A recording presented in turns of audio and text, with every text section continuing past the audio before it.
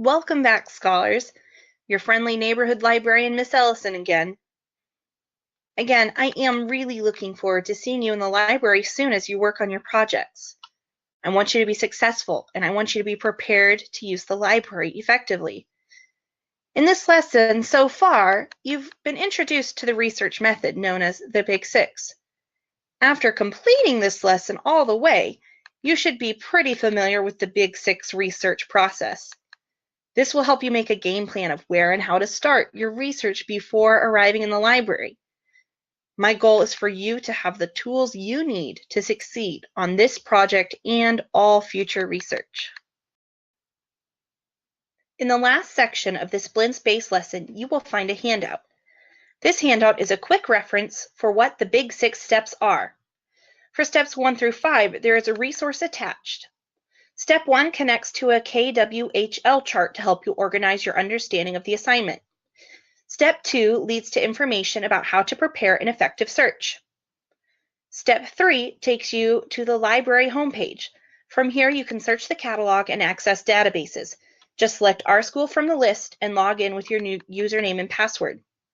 Step 4 takes you to Poplet, a website where you can create thinking maps to organize your notes, including being able to insert pictures, links, and videos. Step 5 connects to a video that will help you through the steps of planning a draft and writing your paper. The best resource for Step 6 is the rubric that your teacher has given you. Let's review each of the Big 6 steps. First step is task definition. In this step, you need to make sure that you fully understand what your assignment is. Are you supposed to be researching Albert Einstein to provide a mini biography? Or are you supposed to choose one of his accomplishments and go into detail about that? You also need to know how you'll be graded. Look at the rubric your teacher is using and identify what key pieces you need to include. Finally, you need to consider if you fully understand the project or if there are still a few questions you need to get answers for. Ask your teacher if you don't understand something. Chances are, if you need clarification, someone else needs it too. Step 2 is where you make your game plan. Do you need to look for biographies or just general history? Does your project require both print and online sources? Search the library catalog online to see what books we have. Knowing exactly what books are available and what their call numbers are will save you a lot of time when you get to the library.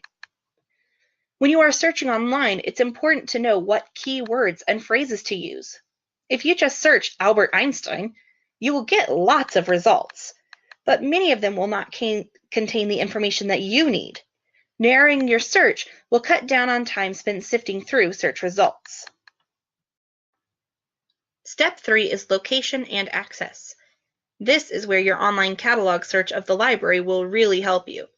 Write down the call numbers of the books you want to look at, and you'll be able to go right to them. If you plan to search through a database, you need to know how to access it.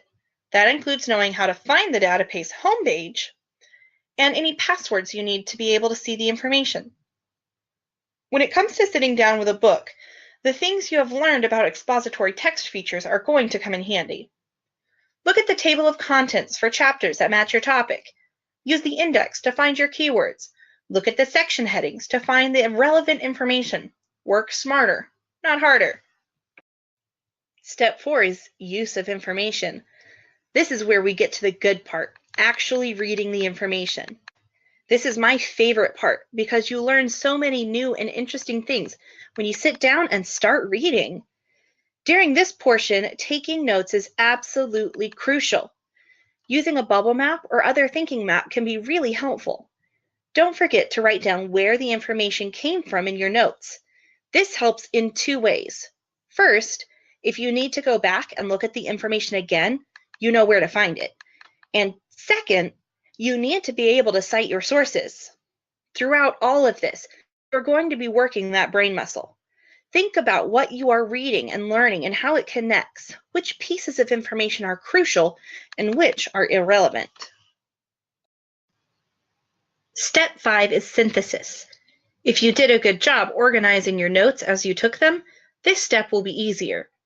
Take everything you learned and read and mull it over in your brain. What are you going to write? Outline what you're writing. Whether it is a paper, a PowerPoint, or a skit, you need to make an outline of how it's going to flow. From your outline, you start plugging in your information, writing your script. Once you have your first draft written, read it over and make changes as necessary. Your first draft is a rough gemstone. As you revise, you are cutting and polishing it so that by the end, it truly sparkles. Step 6. You did it! You finished your research project. Time to hand it in. No, wait, not so fast. The 6th step is evaluation.